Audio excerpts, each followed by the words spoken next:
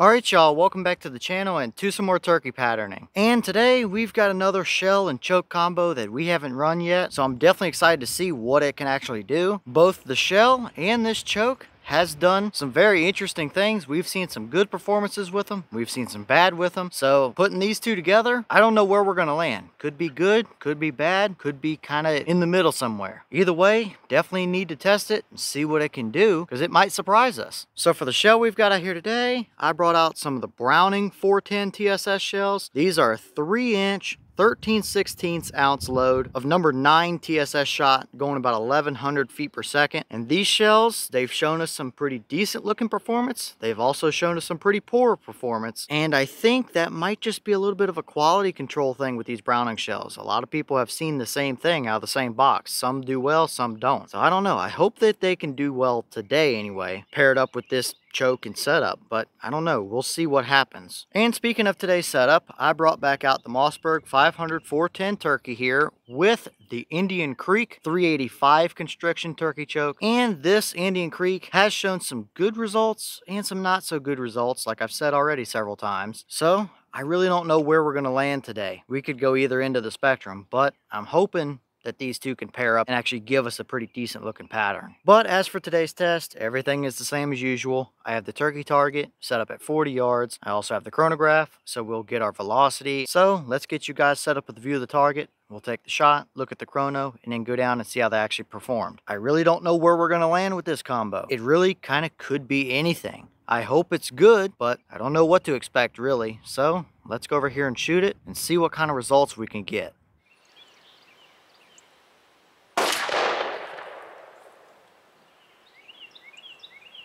Okay, so that shell gave us 1197 through our chrono. The boss claims 1100, so yeah, we're moving almost 100 feet per second above their claim. Now, to be honest with you, it's been a while since we've tested these Browning shells, and I can't remember what kind of velocity we had seen previously, but it's not completely out of the ordinary to see higher velocities out of this particular shotgun for whatever reason. Maybe due with barrel length or something, I don't know. Although it's only a 26-inch barrel, I believe, so that shouldn't be the case. But either way, I mean, 1197, definitely not moving too fast, but faster than their claim. So I wouldn't say there's anything too strange up here to see as far as velocity goes, but how did it actually perform down there at 40 yards? Let's go down and take a look.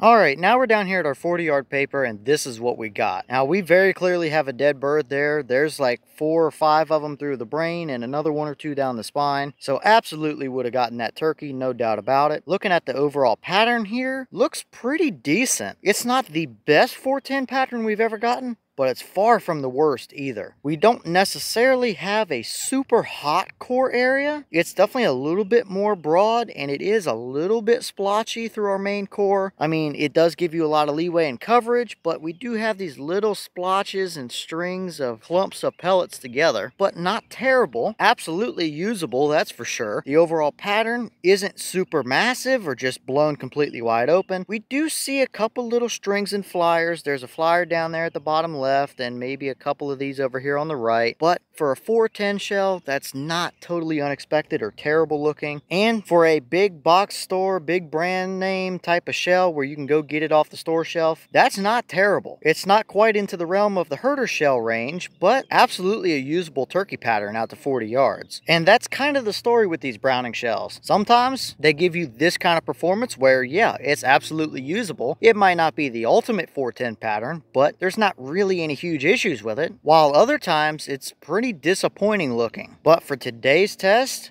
I'm happy with it, all things considered. I would not be scared to hunt with that pattern out to 40 yards. So we're definitely not looking too terrible today. That's absolutely a usable 40-yard 410 pattern.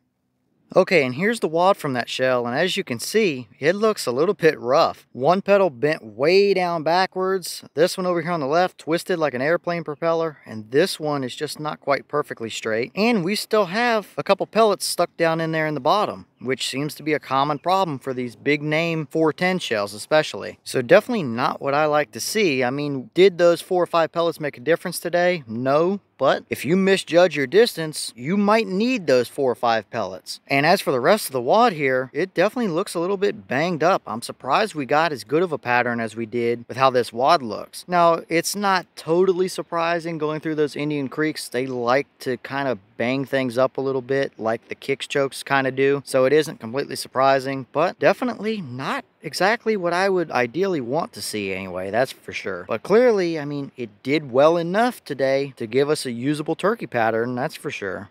Alright y'all, well, what did you think about that pattern right there? Definitely not a terrible pattern by any means. It would absolutely take you a turkey at 40 yards all day long. Is it the ultimate 410 pattern or the best one we've ever seen? No. But for a Browning shell, I wouldn't necessarily expect that. That's about what I would expect to see right there. And it clearly would have gotten the job done, that's for sure. But as always, leave your thoughts in the comments. Is that about what you expected to see? Were you a little bit surprised one way or the other? If you've tried these Browning shells or hunt with these Browning shells, what kind of performance have you seen? Let me know all that down below in the comments. But with that being said, I've got some more filming to do for you guys, so I'm going to get back to it. As always, we have the Instagram and the mailbox where you can send stuff if you'd like. All that information will be in the description if you're interested in it. But I'm going to get back to it, so I'll see y'all in the next one.